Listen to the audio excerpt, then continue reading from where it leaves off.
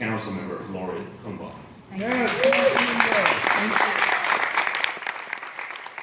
Good afternoon. I represent Fort Greene, Clinton Hill, Prospect Heights, Crown Heights, and parts of Bedford-Stuyvesant. And I have to say, I don't get out to Queens often, but this is so exciting to hear about all of the incredible work that's happening here in Queensbridge. As soon as I pulled up, the progress, hearing about the capital improvements, and now as I go back home, I'm feeling some kind of wet. But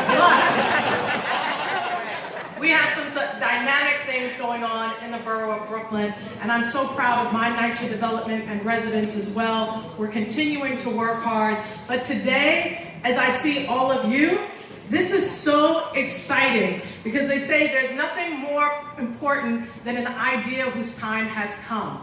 This idea is so powerful, and to see all of you here because of an idea that I conceived of with my colleagues in government, it just means the world to me, because when you're running for office, you want to be able to change the world. You want to be able to change your community. And to see this happening, to see your idea actually become realized is so very powerful.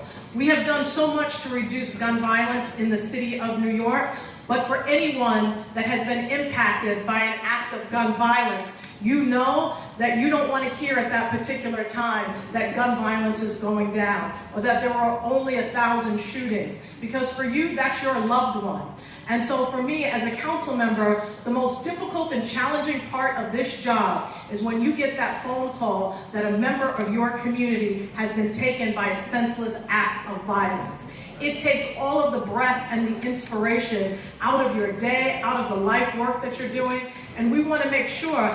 I didn't want to continue to just go to press conferences and vigils and candle lighting ceremonies and funerals and to visit families who have lost a loved one to gun violence.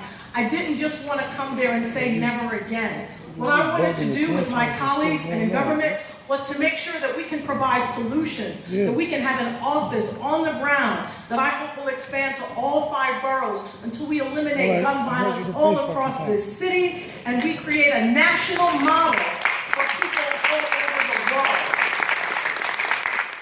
What's so important in the time that we are living in the new Trump administration, they want to bring back archaic policies like stop and frisk, bringing in the National Guard and federal agencies into cities like Chicago. And don't think that it's going to stop just there. We have to show here in New York City, with our Cure Violence model partners, with our city agencies, with community residents, with our TA leaders on the ground, this is how you end gun violence in your city.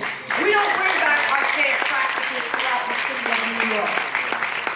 And finally, I just want to say, I thank Mayor de Blasio for hearing of this idea and working to make sure that this became a reality with all of our partners in government. This is so important because the police department is a critical partner, but cannot be the only partner in ending gun violence. This particular office is going to work across agencies so that everything from the Department of Cultural Affairs to the Department of Youth and Community Development to making sure that we put more summer jobs and summer youth opportunities for our young people. Wide approach that's going to work and support with our police department, but we can't forget education and its critical component, and making sure that our young people understand and know that there are other ways that they can challenge their conflicts, that they can resolve conflicts. And so I want to thank everyone here. I particularly also want to thank the Cure Violence model operators, because they are on the ground, they are doing the work, they are risking their lives, they are truly what is making a difference in our community. And if all of them that are here that could just stand for a moment, because we just want to acknowledge all of you for across the fire. Wave your hands in the back.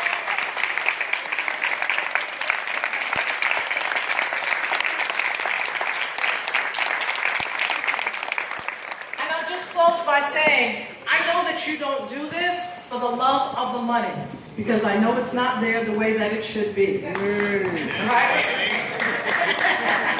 And you're not afraid to say it. But I want to say that our young people and our communities are better because of you. We have made history today. We will continue to be a national model, and we will continue to inspire the next generation of young people in terms of how to create safe communities. Thank you all so much for this opportunity. Thank you for allowing me to be here.